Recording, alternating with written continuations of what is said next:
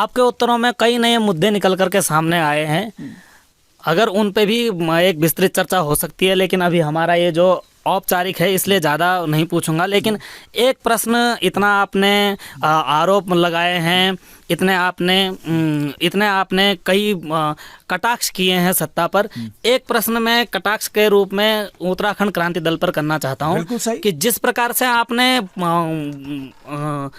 आरोपी सिद्ध किया है, तो मेरा यह मानना है कि विपक्ष में रहते हुए और सरकार का एक हिस्सा होते हुए, उत्तराखंड का एक अधिकारी होते हुए, जिम्मेदार नागरिक होते हुए, यही बात आप एक जन आंदोलन के रूप में सत्ताधारी पक्ष को चुनौती देते हुए रख सकते हैं ताकि जनता आपकी तरफ आकृष्ट हो। तो उत्तराखंड क्रांति दल इन आरोपों को भाषण में आरोपित करने के बजाय जन आंदोलन के रूप में या सीधे सीधे उनको कटघरे में खड़े करते हुए क्यों नहीं रखती, ताकि उत्तराखंड क्रांति दल की और पूरी जनता एक निगाह से देखे और आशा बनाए उन पे कि हाँ, हमारे पास एक विकल्प मौजूद है जिसकी तरफ हम जा सकते हैं।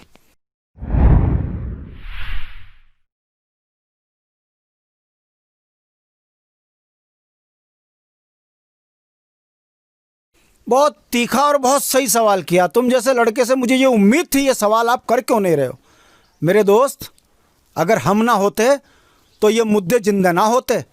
और आपको मैं फिर बता दूं, अखबार किसके हैं? ये आप जहां चैनल किसके हैं? जहां संकेत कर रहे हैं उन्हीं के चैनल किसके हैं जी। ये दिखाएंगे पहाड़ का दर्द।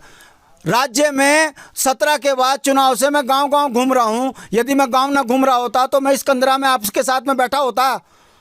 क्या अखबार छापते हैं कि शांति प्रसाद भट्ट राज्य आंदोलन से निकला हुआ नेता गांव के अंदर जनसंपर्क कर जागृति कर रहा है? किसी अखबार में देखा आपने? क्यों छापेंगे भाई वो? अगर वो उत्तराखंड की आवाज़ को छाप देंगे तो पहाड़ी जाग नहीं जाएंगे। ये षड्यंत्र आपको समझ नहीं आता।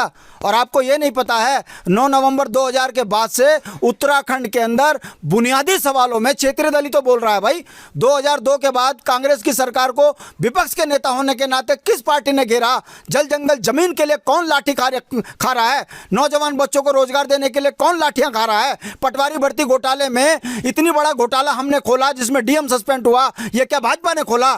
कांग्रेस ने खोला? यह यूकेडी थी तो खोला।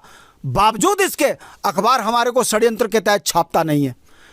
स्टेडिया घोटाला हो जाता है, यूकेडी सड़क पर संघर्ष करती है। परिसीमन हो जाता है, 6 पहाड़ से सीट कम हो जाती है, यूकेडी जेल चली जाती है। बिजलियों के बिल बढ़ रहे हैं, बिजली के बिल के विरोध में अगर उत्तराखंड क्रांति दल विरोध करती है तो जेल चले जाते हैं। मगर जब अखबार में छप नहीं रहे तो आपको कहां से पता लगेगा? आपको कहां से पता लगेगा? आपको तो समझाया जा रहा है कि यूकेडी खत्म, यूकेडी बोलती नहीं है, यूकेडी दिखती नहीं है। कहां से दिखेगी?